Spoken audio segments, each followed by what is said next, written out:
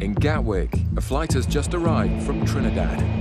It's a well-known source of cocaine, and sniffer dog Rossi has just seconds to pick out any smugglers hiding amongst the innocent passengers. It'll be all right. Okay, thank you. The voice looks right into the Thank you. That's it, all done. Suddenly, Rossi picks up a scent and targets a woman in a white jumper.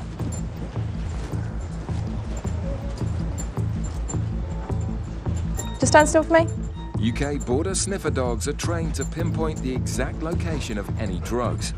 Rossi indicates on the woman's bag. Are you together? Are you training by yourself? The passenger seems nervous, but after the initially strong indication, Rossi loses interest. Where?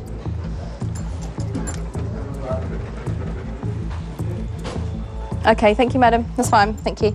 He basically pulled to get to her, or get to her scent, so I dropped the lead, and he was all around her rucksack, and he dropped the floor, so he tried to get underneath it. Back down into the channels anyway, just in case your guys have picked anything up down there. Yeah, I might see what's in her bag anyway. Meanwhile, Gatwick's newest drug dog, Barney, is examining the baggage from the same flight. Barney gives his strongest indication yet on this black and white spotted suitcase. I've got a feeling it could be this lady here. Officers watch as the same woman collects the bag. And it is. All right, thank you. With two separate indications, the officers think she must be smuggling cocaine. The team must keep the suspect under surveillance to make sure she doesn't slip away. But surprisingly, it's her who approaches the officers to ask for some directions.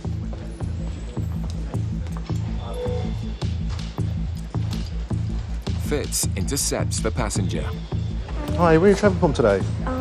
Here called Trinidad. Trinidad. You travel on your own? Yeah. Okay, just have a quick word if that's all right. Hello. But now the suspect seems more relaxed, even as Barney gives another unmistakable indication.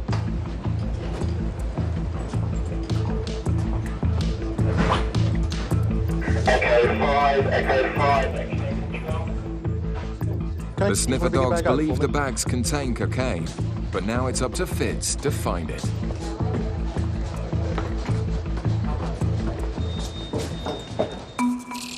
In Manchester, UK border officers are on the lookout for people bringing in more than 200 cigarettes on a flight from Gran Canaria. They spot 2 bags full of cigarettes. Kevin puts them back on the carousel, giving the passengers the opportunity to declare the excess, using the phone provided in the customs red channel.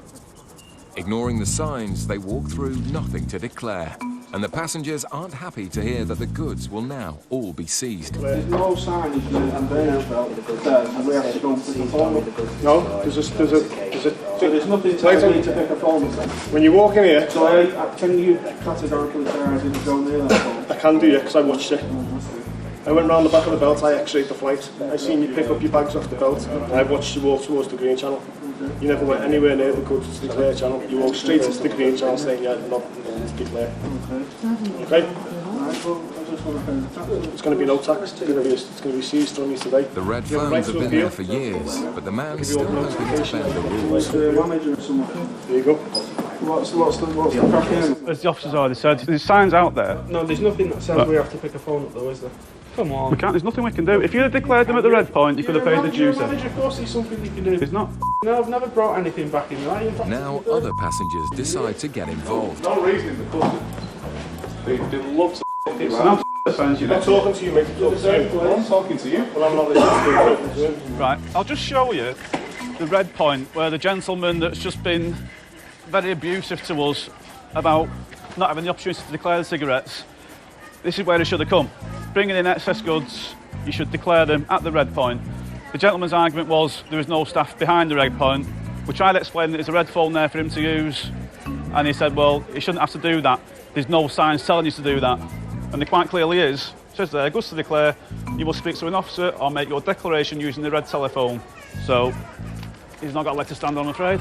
And now the man decides to turn It's just nasty. the fact that, you know, you've got an asshole like you, and you've got a manager who's got no discretion. You're not going to be sweeping the floor. Unfortunately, that's the way people get. It's just, they get upset because they're having a cigarette seized from them. Despite clearly being guilty, the men haven't finished abusing the officers just yet. Back in Gatwick, the suspected cocaine smuggler picked out by the sniffer dogs is now being searched. They did this over there, so it doesn't matter what Sorry. how you pack it back or whatever. Right, oh, okay. Because they pretty much messed it up. Who was that? They checked the bags and whatever across there. They checked them before you came out, did they? They Right. did the same thing. Oh, okay. So they pretty much messed it up. So. Right. With 3 separate sniffer dog indications on the bags. Okay, I just need to do a quick x-ray of your suitcase, all right? Yeah. UK border officer Fitz is convinced he'll find something inside. All right, doesn't seem to give us that much information about it, so probably have to do a further examination. I'll take it to the tool room and have a look, have a closer look, actually. Surprisingly, Fitz can find no sign of cocaine. And even the drug swab is clear. Right, they actually ascertain there's nothing in there. No, which is a bit of a shame, really, as it was a good indication by the dogs, I must admit. It's disappointing, but with such strong suspicions, Fitz isn't willing to give up the search just yet. That's the thing that you plug into the television. Right. It's a games console dance mat, but something doesn't add up. Has you got a PlayStation with her? No. So why would you have one of these anyway? Yeah. Right, round 2. I mean, it is heavy as hell. Fitz then spots the clue he's been after. The actual casing looks like it's already been removed once before.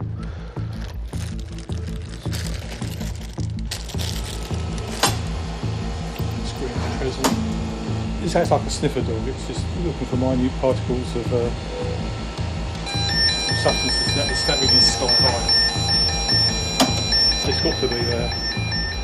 Suspicions are now even higher, but where are the drugs? Is that rubber impregnation? That's what I think it is. Ever seen it in a dance mat? Have you tried doing it on that? Can you break the Yeah, that's what. Can you break a bit off? No, you can do if you want to.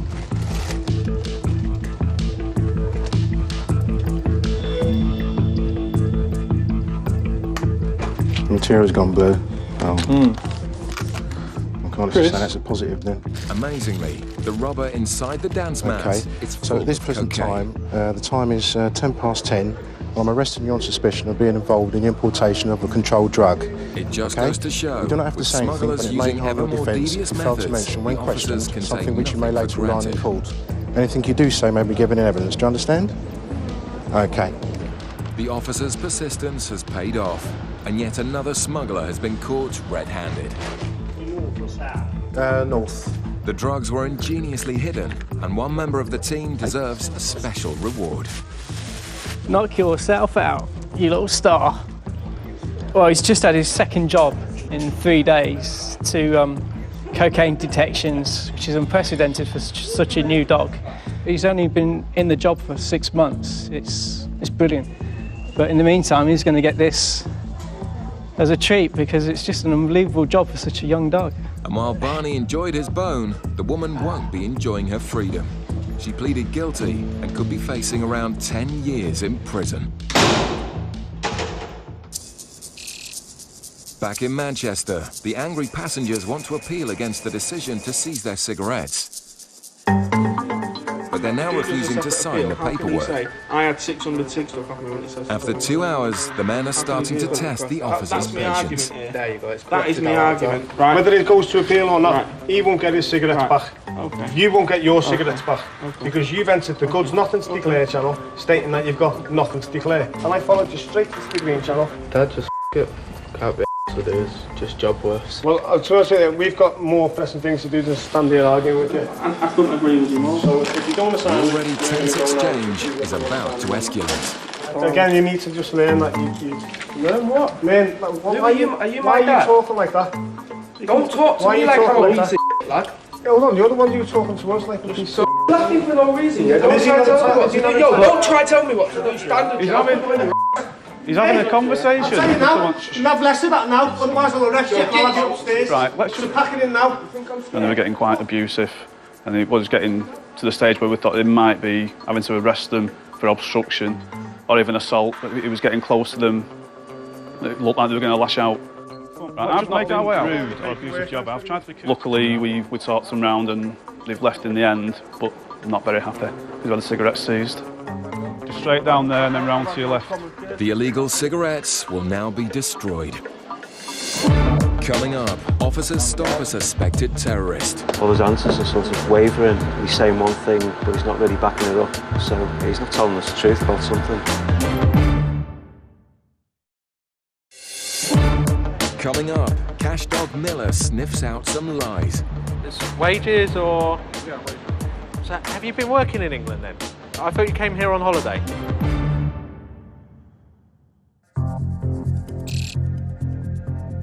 In Manchester's Terminal 2, a flight has just touched down from Dubai. A man acting strangely has been intercepted by the UK border officers. Inside the suspect's bags, Gary has found flight manuals and pilot training information. He's just looking very edgy, very nervous, but he's got all sorts of literature on planes. He says he's just an enthusiast, but he says it looks too detailed, really. It looks like confidential stuff. So, for you to draw a flight desk simulation of planes, where are you getting that information from? Internet. So everything that you've got in front of me here, you have copied from the internet. What? The internet, yeah. All the stuff that you have in here. Yeah. It's just something very, very strange. Yeah. So you just have a look at him and he wants to go. I know he's looking at you. The gentleman come through off the Dubai flight, some single traveller. He seemed nervous in the way he was entering the channels, head down, sluggish walking, avoiding eye contact with me, to be honest. Basically found a lot of literature with regards to flying, flight schools, avionics of the plane, and various courses with regards to cabin crew. As Gary digs deeper, the details become more and more incriminating. Why have you got information about fighter planes? Well, combat planes, weapons. Well, these were. I was interested during the RAF once. You were interested in what? Sorry? Joined the RAF for Royal Air Force. Okay, so you're trying to self-teach yourself by learning from the internet how to fly planes. No, from that. I'm just getting some information from the internet. That's what I'm doing. So you're just getting some information. The man's lack of answers is worrying Gary. Of aircraft by the looks of all this stuff. I'm just making a book, that's all. So you're now making a book? No, I'm not making a book. What I'm doing is I go on these planes all the time. You can see my passport. I went to flying school in Bangladesh. The aircrafts were too old. What was the name of the flying school? Bangladesh flying school. Okay, how long did I find Bangladesh flying school for? No, I wasn't there for long. I just went to see. You just told me you were at flying school. Yeah, I went there to see the aircraft. That's all. Just to look at this stuff. So weren't taught anything in lessons at all? No, I've not took any trial lessons. Well, I'm not doing anything wrong. I'm not. Okay, like I asked you before, are you just sort of learning to be a pilot from information you were downloading from the internet? No. I mean, so where's all this information? I've made them. I've collected. No one helped me. That's all I can say. Well, I mean, I'm no sort of aircraft specialist, but some of this seems quite sensitive. If this got in the wrong hands, it could be quite. Gary finds a hard drive with more aircraft data. Just aircrafts that you've downloaded off the internet. Yeah. When did you last go to Bangladesh before this trip? The man's odd behaviour and contradictions are increasingly alarming. Yeah, I don't remember. Don't remember. You said you travel all the time. Yeah, I do, but it's the passport thing. I remember when I travel. You're not making sense, really. The man's answers are becoming more vague, and his story sounds stranger all the time. When I was young, I went to college, school, I had friends, but I've lost everything. I lost my friends, mates, everything, everyone's gone. Doesn't seem to be able to back anything up that he's talking about. all his answers are sort of wavering. He's saying one thing, but he's not really backing it up and backtracking on things. So he's not telling us the truth about something. So we're going to swab his bag, screen it for explosives. The officers believe the man may be involved in terrorist activities, and the suspect is saying nothing to explain the documents. Gary has called in Special Branch while they await the result of the swab for explosives. On a night shift in Dover, officers are monitoring outbound vehicles on the hunt for large amounts of cash which may be linked to crime. Ben is questioning a Polish vehicle, looking for any clues that they may have something to hide. How much money have you brought to England with you? 3,000. And how much are you taking back to Poland now? How much money do you have left? 1,600. Is that between all of you, yes? No, £1,600 each. Ben thinks the group are telling lies. So you each brought £3,000 to England, yeah. And you all take 1,600 back with you. And it's all in £50 notes as well? Yeah. And where did you get the money from then? From Polish exchange point. And they just gave it in 50s, not in smaller? Okay, that's good. If you can bring your money and yourselves and come out the car, and then we go. The specially trained sniffer dog will now search the Polish vehicle for cash to see if the passengers are telling the truth. As Miller and dog handler Bo search the car, Ben presses the passengers on their story. So what have you spent your money on while you've been here in England? Fun. Clubs and drinking and stuff like that. Okay, and you've all got 1,600. The car is clear. But Miller picks up a cent in one of the rucksacks. Is there more money in that bag? No? Just show me this bag. The man denies having any more cash, but Miller has found an envelope which gives Ben reason to believe the group are lying to him. So that's where money's been. Was that in this bag, is it? All right. It's wages or? Yeah, wages. That's had money in, is what I'm saying. Yeah, it was. Yeah, so that's why the dog smells it. So have you been working in England then? I thought you came here on holiday. Yes, those days before. Who was on holiday? Yeah. But not you. You work in England. So why didn't you say you work in England? Do you all work in England? No. So I'm not very Are you sure? It's not a problem if you work in England. Just tell me if you do. You don't work in England. You're on holiday. So it's not wages that you're taking back to Poland. You sure? Yeah. What about yours? Is yours wages that you take home? Because it 859, 803, £1,600, £1,600, 16. So do you work in England or not? Yeah, I think you work in England. Yeah. So why you say you don't work in England? It's not a problem now. You're Polish. You can work in England. Okay. Yeah? Yeah, we work. Okay. So you do work in England. Yeah, sorry for that. So if it hadn't been for your wage slips, you'd have been all right. The needless lie has been uncovered. Obviously now that Poland's in the European Union, they can work in the UK, but for whatever reason, I don't know whether they're scared to tell us the truth, they're actually working here, or whether it's just a case of they don't want to say how much money they're taking out of the country, so they've all come out with a story that they've come here on holiday, each got £1,600 left, and then they're taking it back to Poland, so it didn't really ring true. 1,600, 1,600, 1,600, okay? It's clever really, because sometimes that happens, you know, someone lies about the amount of money they've got and then the dog will indicate on an item of paperwork that's been with their money, which is obviously why the dog indicated.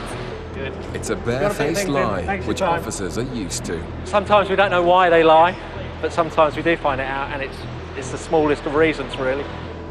The passengers have done nothing illegal and are free to go.